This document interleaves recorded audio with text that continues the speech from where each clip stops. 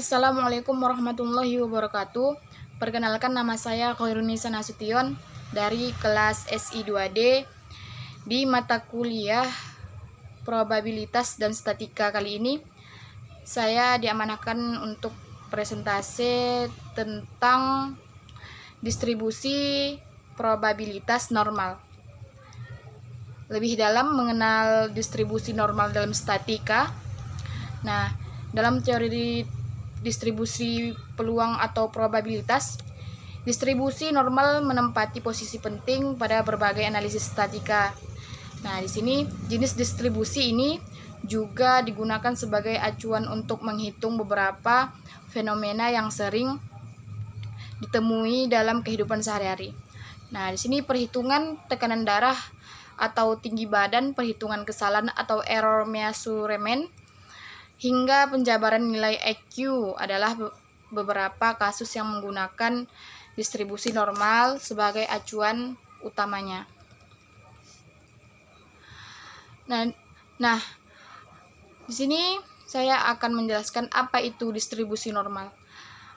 Distribusi normal merupakan sebuah fungsi probabilitas yang menunjukkan distribusi atau penyebaran suatu variabel.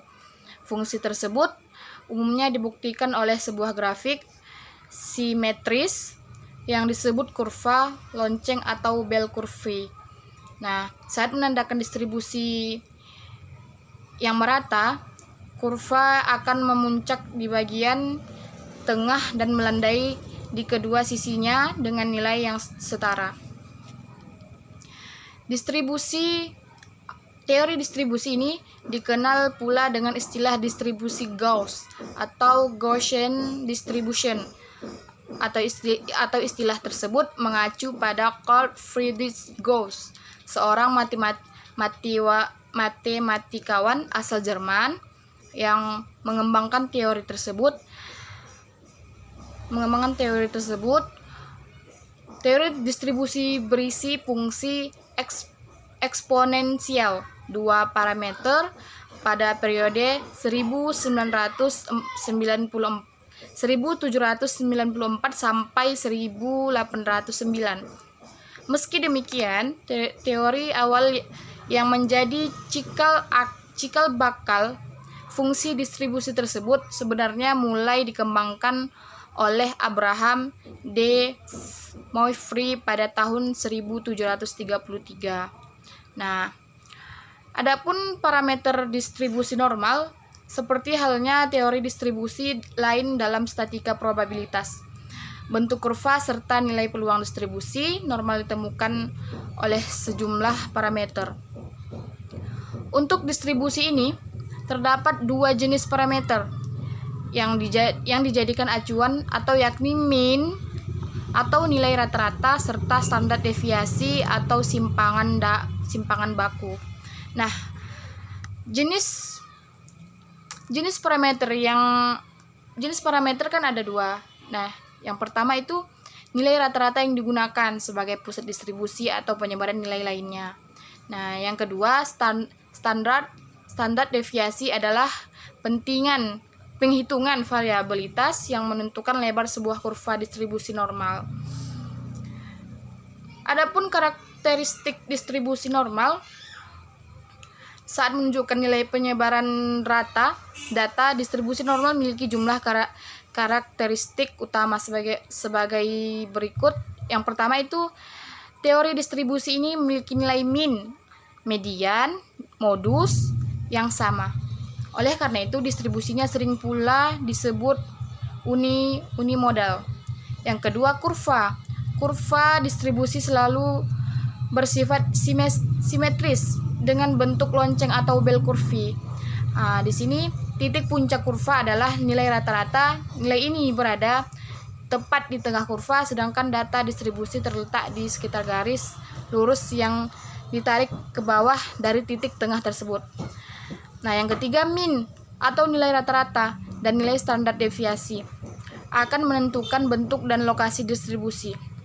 Yang keempat, jumlah luas daerah di bawah kurva normal bernilai 1, yakni 1/2 di sisi kiri dan 1/2 di sisi kanan.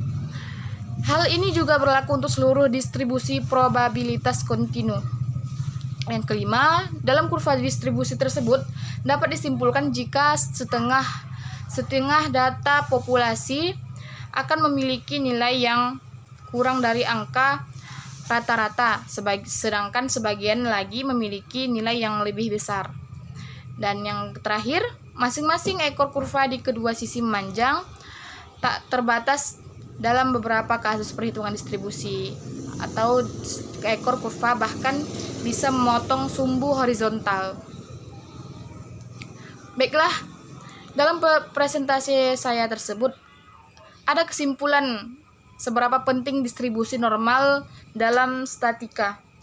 Setelah mengetahui parameter dan karakteristik utama dalam teori distribusi normal tersebut, dapat disimpulkan jika teori ini memiliki posisi tentang dalam konsep statika peluang. Penerapan distribusi Gauss dianggap penting karena beberapa alasan berikut.